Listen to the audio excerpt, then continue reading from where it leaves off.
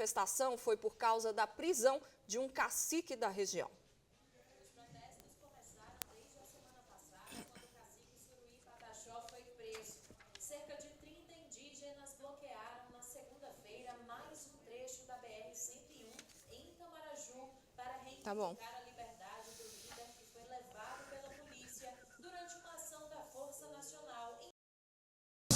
O bloqueio tem provocado longos congestionamentos que se estendem por horas. Em meio à tensão, um caminhão foi depredado pelos manifestantes. A motorista, uma mulher não identificada que usa blusa rosa, foi retirada do veículo e acusada de tentar avançar contra o grupo. Os indígenas afirmaram que ela seria entregue à Polícia Federal. E nós vamos entregar ela para a polícia.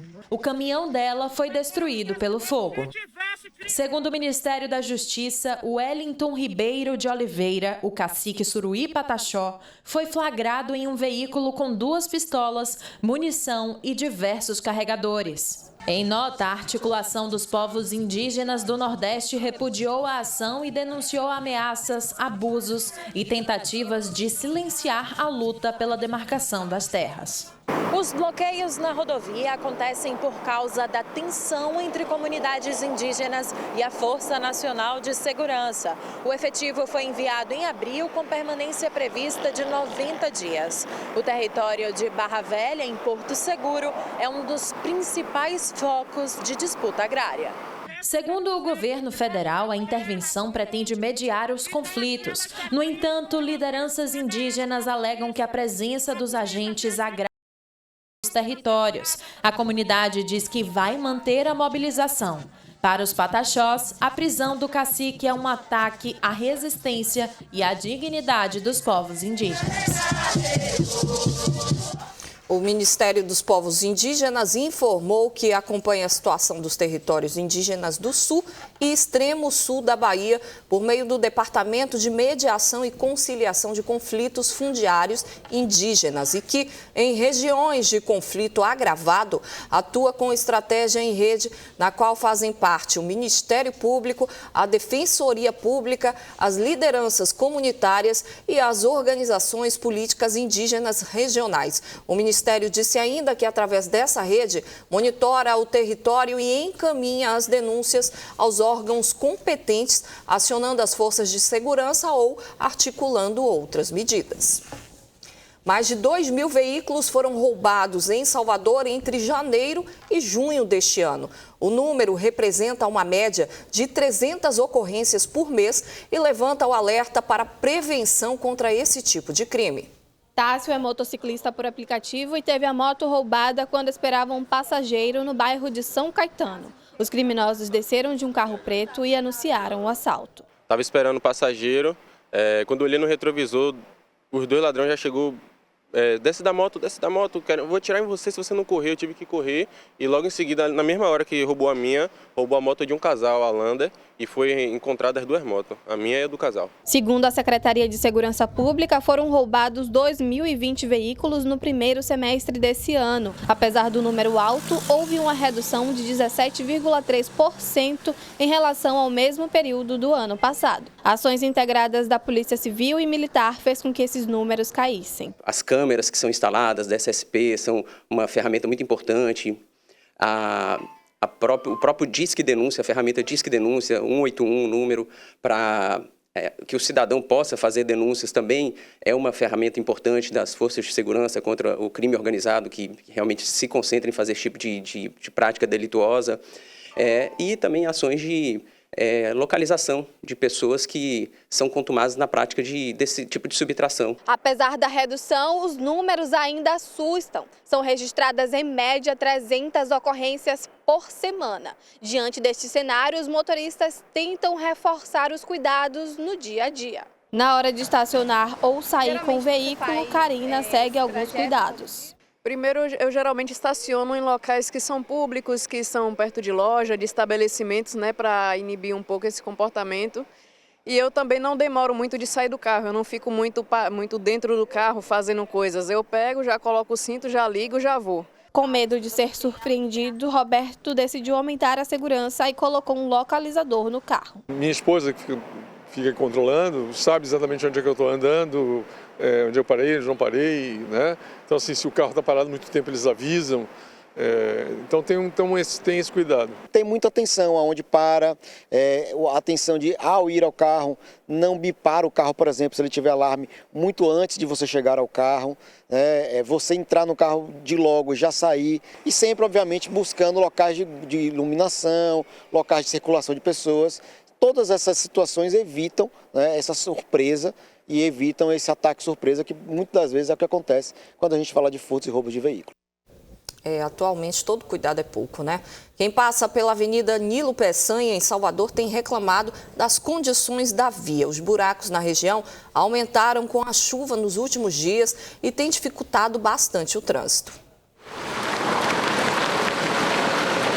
São tantos buracos que fica até difícil para o motorista escapar dos obstáculos. A gente sofrendo aqui, cheio de água, buraco, todo dia a gente passando por aqui a pulso, sem poder, mas tem que passar, né? Porque é o nosso dia a dia da nossa vida. Estão tentando melhorar ou piorar, não sei o que estão tentando fazer aí não, o treino tá bom aí não. A Avenida Nilo Peçanha é uma das principais ligações entre o Largo do Tanque e o bairro da Calçada. Com a chuva, a rua fica completamente alagada, dificultando ainda mais a vida de quem passa pela região. Temos que correr por causa dos carros não jogar lama na gente, com essa rua toda esburacada. O trânsito fica complicado. Os veículos precisam passar pelo local com a velocidade reduzida para amenizar os impactos. E nem assim, Robenilson conseguiu evitar o estrago. Passando nessas vias aqui que a gente passa todos os dias, estourei 2 pivôs do carro ontem e estou com o amortecedor também, partido também. Em meio a tantas tentativas arriscadas, o medo de sofrer um acidente.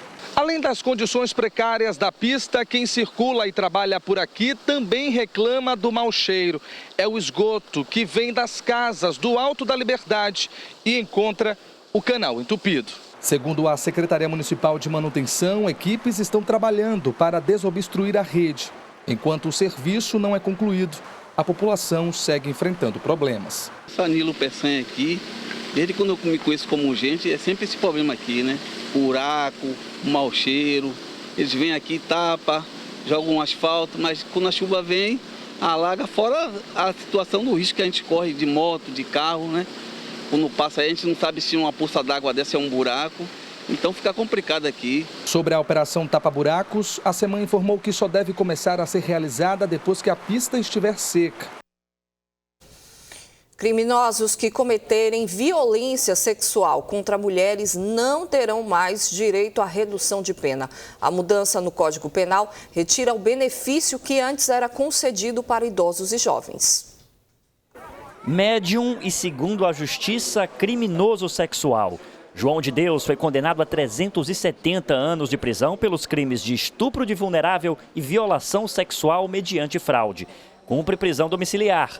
Outros 120 casos envolvendo o médium poderiam ser julgados, mas prescreveram. O que a partir de agora não deve acontecer mais. O Código Penal brasileiro mudou. O prazo de prescrição de crimes sexuais contra mulheres não será mais diminuído pela metade. Além disso, condenados com menos de 21 e mais de 70 anos também não terão mais redução na pena. A lei ali ela é específica de crime sexual contra a mulher. Nos demais crimes, a lei, o Código Penal, no caso, continua valendo. Segundo o último Anuário Brasileiro de Segurança Pública, com dados de 2023, o Brasil registrou um estupro a cada 6 minutos. Mais de 1.400 mulheres foram mortas simplesmente pelo fato de serem mulheres. Muitos crimes acontecem através na adolescência, né, de menores de 21 anos. Muitos crimes também acontecem com idosos, porque acha que está no final da vida, pode fazer o que quer. Então, assim, a gente recebe muitas mulheres que passam por isso e tinha uma insatisfação muito grande em denunciar. E eu já ouvi de outras mulheres dizer, eu não vou denunciar porque não vai ter nenhuma penalidade. E quando se traz a penalidade, se traz o receio de cometer o ato criminoso. Precisa ter punição de fato, né? A apóstola Karine Carvalho, baleada quando retornava de um culto, apresentou melhora no quadro de saúde. Verena Veloso, da Rádio Band News FM, traz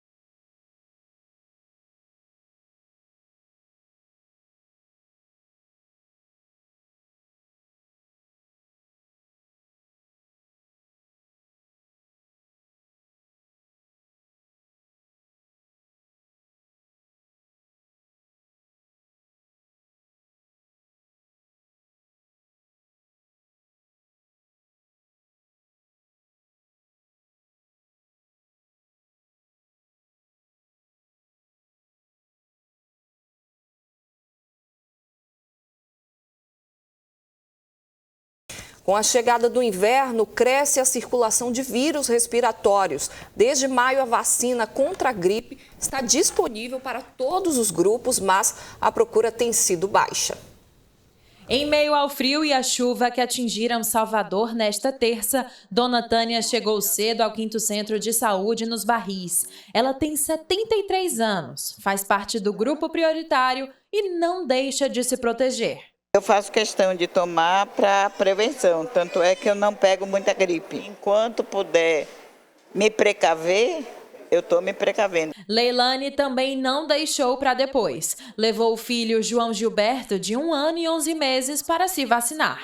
Como enfermeira, ela sabe que a gripe pode ser ainda mais perigosa para crianças pequenas. A gente tem que sempre estar atualizando, a vacinação é necessária, é fundamental mesmo, para tudo, para prevenção, principalmente para crianças, que o índice está muito alto. Em Salvador, a cobertura vacinal contra a gripe ainda está abaixo do esperado. Das mais de 600 mil pessoas do público-alvo, apenas 418 mil foram imunizadas. Entre os mais vulneráveis, crianças, idosos e gestantes, a adesão é de apenas 35%.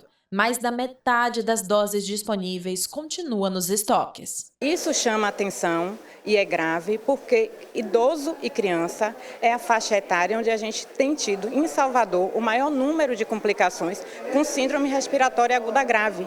Isso representa 73%. Então, assim, é um número expressivo de uma população que poderia já estar vacinada. A gripe não é um resfriado simples. Quando provocada pelo vírus influenza, pode comprometer o sistema respiratório e agravar doenças como diabetes e cardiopatias.